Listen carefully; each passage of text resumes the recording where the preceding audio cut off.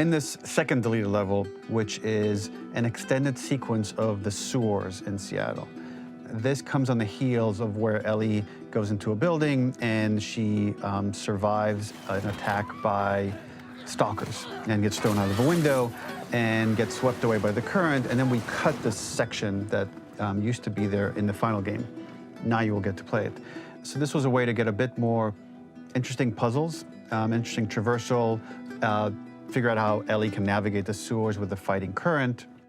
Ultimately, with a lot of these levels and these sequences, the reason why we cut them were for pacing purposes. But here it is for you in this very kind of raw form that part of it will feel finished, parts of it will feel like assets are missing as far as audio, animation won't be final. But it's a glimpse into what a game looks like when it's months away from finishing. Enjoy.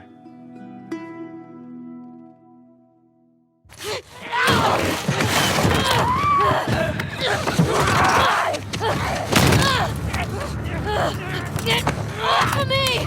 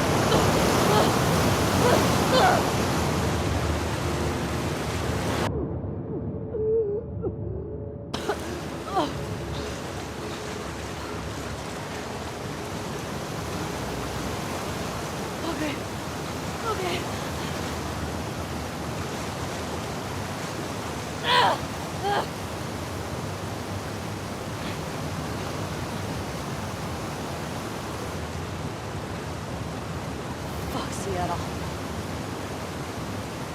Okay. Where the hell am I? The ladder acts as an immediate goal for the player, but being able to climb out is not going to be so easy. To keep levels interesting and engaging, we alternate between positive and negative values the player experiences. Here, it's a positive to have found a ladder, but then a negative to discover it's not the solution. But then another positive to identify the next short-term goal of the doorway. By alternating between these opposing values, we give players what they expect, but not how they expect it.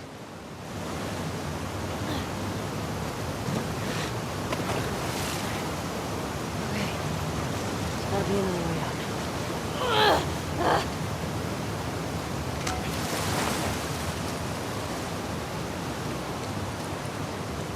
This level, internally known as Find Nora, was quite long in duration as we had to make Ellie traverse a far distance to the opposite side of downtown Seattle. The sewer section was originally longer than what we released the game with, approximately 10 minutes more. This was one of the few areas of the game that used water flow as part of a traversal puzzle. The player has to go upstream to use the current to get to the platform to reach the other side. We mostly cut this mechanic game-wide, however it remained in essence in the section swimming to the aquarium as Ellie, when you were avoiding the waves.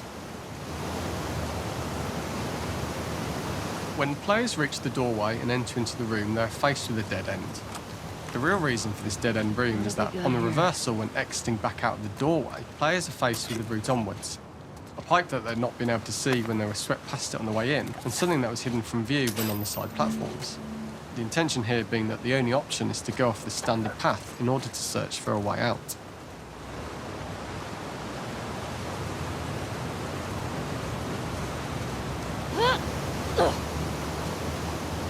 Get me the hell out of here.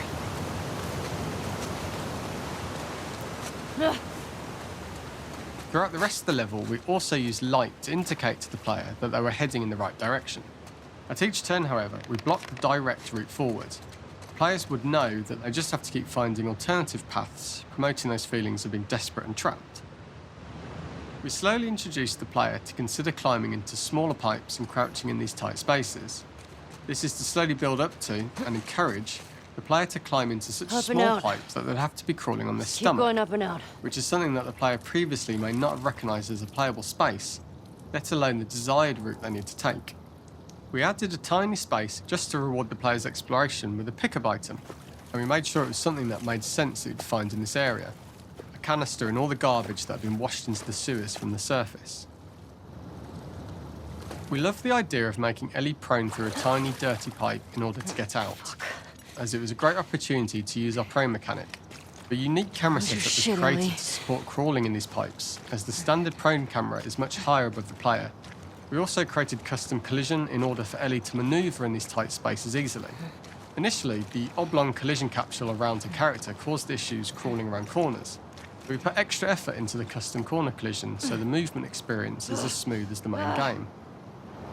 In order for the player to feel cramped, claustrophobic and desperate, we'd been enforcing the traversal mechanics that allow for a tight environment which promote these feelings.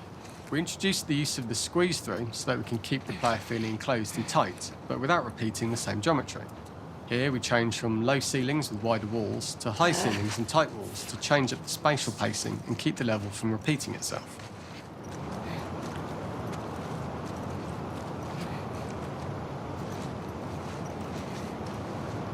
This would be a really shitty place to die.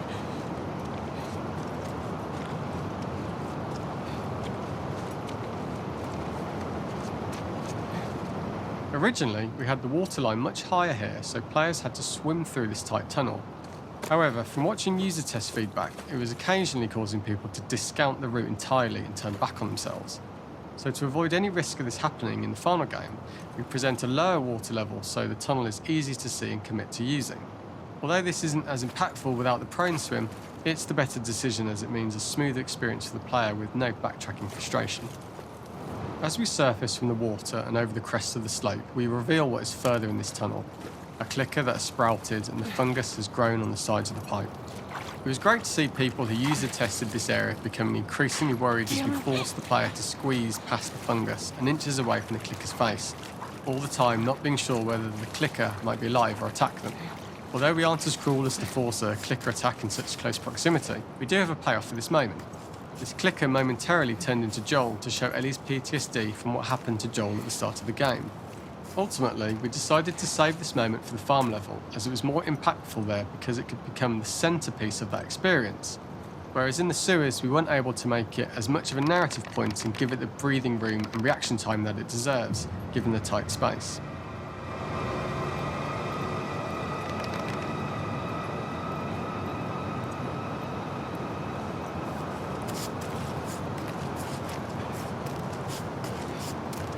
Oh shit!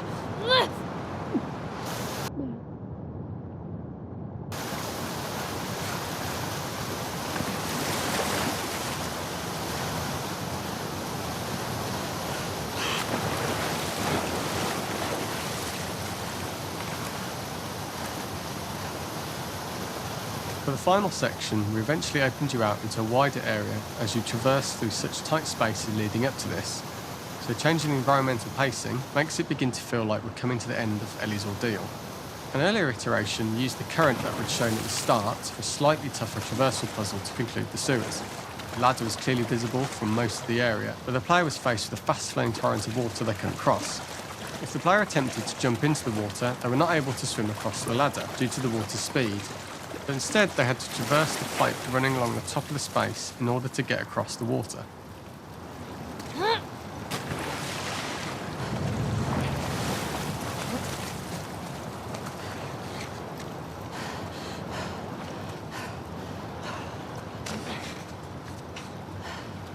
Using this pipe was retained in the iteration we shipped with, as it's the last of the extreme methods Ellie has to undergo in order to escape the sewers, and what she will go through in her pursuit of revenge.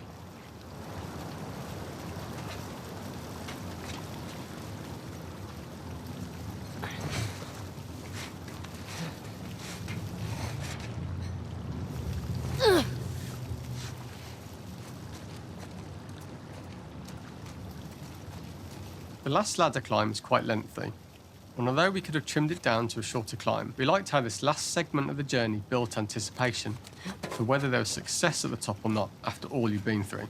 Ultimately, the ladder exits out into the subway station, which is how it connects in the final game. Ellie then has to find her way to the hospital from here, crossing paths with the scars for the first time.